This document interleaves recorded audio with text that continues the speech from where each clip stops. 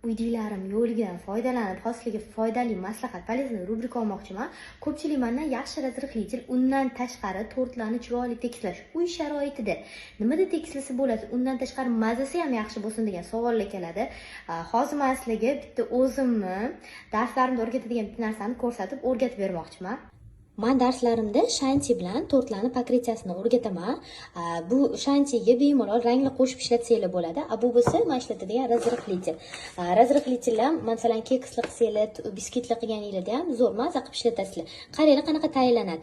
1 stakan shantiga 1 stakan suv. Shanti deganda ko'pchilik mazasi g'alati deb o'ylashadi. Yo'q, aynan lamnus solsanglar mazasi rosa aromatli zo'r. Qaranglar, ikkalovini bittada solib, quyilgungacha mikser qilamiz. Eng asosiysi sunduzday bo'lishi kerak. 5 minut mikser qilasizlar, shunaqa qotadi. Endi konditerskiy meshokka solib ko'rsataman. Xohlagan nasatkalarni qo'yib, mana qizlar, qaranglar qanaqa qattiq chiqadi.